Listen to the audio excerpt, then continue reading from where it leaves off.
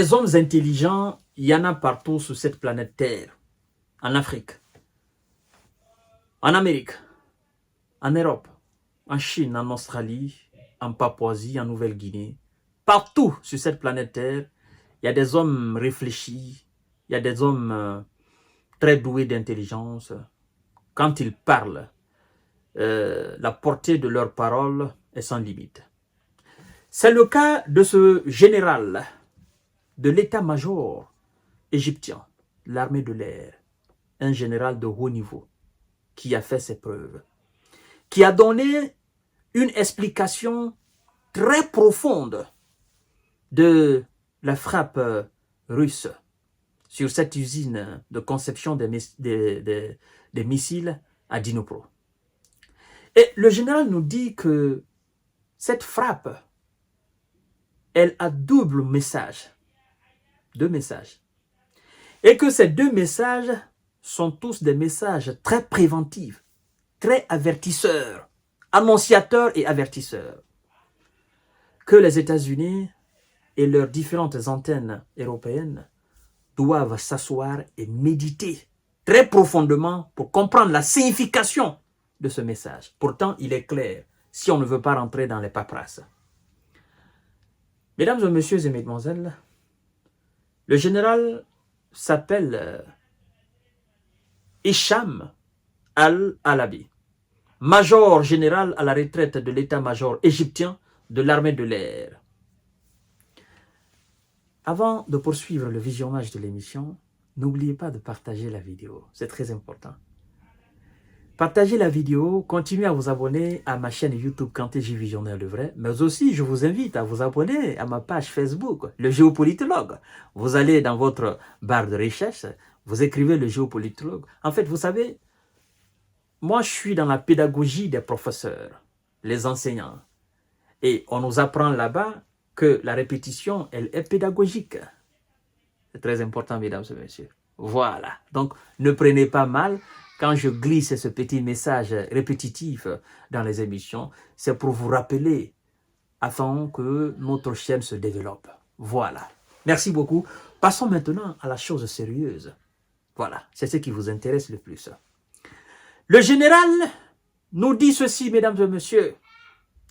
Les Russes pourraient utiliser des missiles non hypersoniques, c'est-à-dire ceux dont la vitesse ne dépasse pas Mach 5.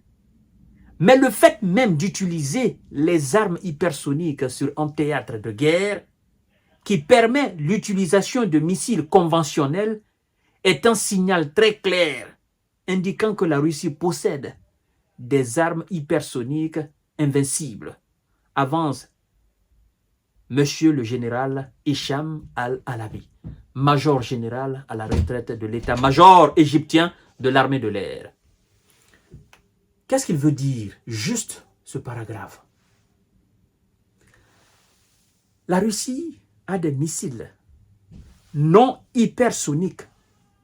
Nous sommes dans une guerre conventionnelle où l'utilisation des missiles non hypersoniques est permise.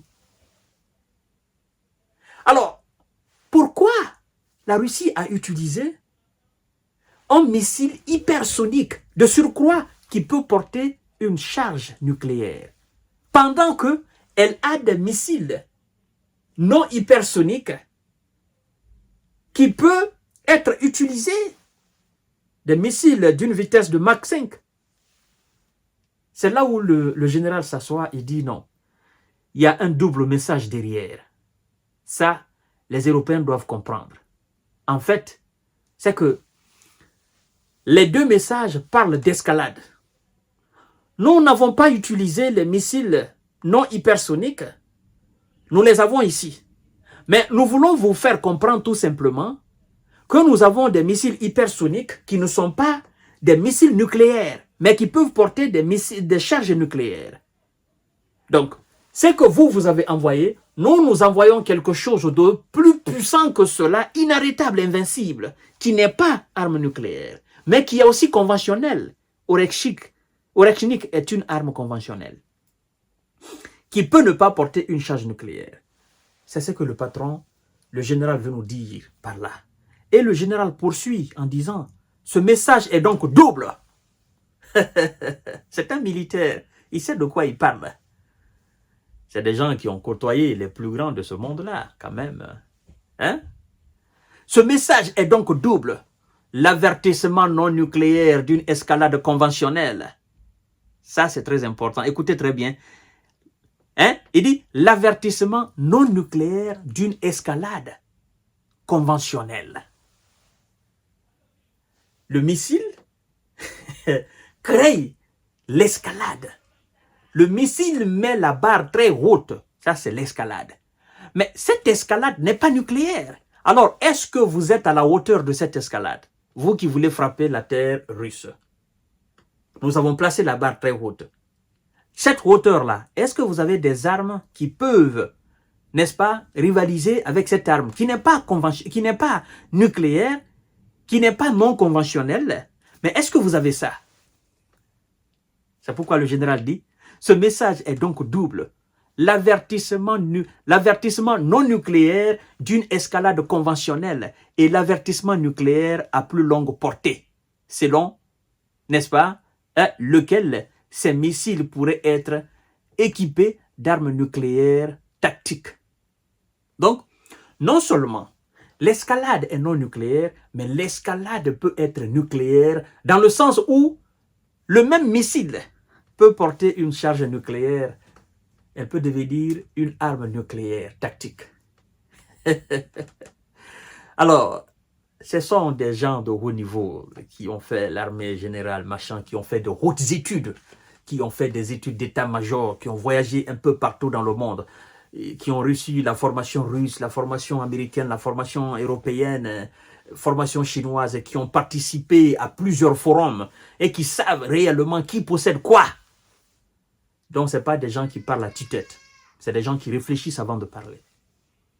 C'est ce qui m'intéresse dans ce message, le double message que la frappe russe envoie. L'escalade non conventionnelle, l'escalade aussi qui peut être conventionnelle. En fait, c'est un missile à double tranchant en fait. D'accord? Vous voyez, vous avez les couteaux là. Ici c'est tranchant, ici c'est tranchant. Donc ici, on peut utiliser la charge nucléaire. Ici, on ne peut pas utiliser, n'est-ce pas? On peut laisser la charge nucléaire, mais ça peut être aussi grave que la charge nucléaire. Donc, c'est un message que l'Europe doit comprendre.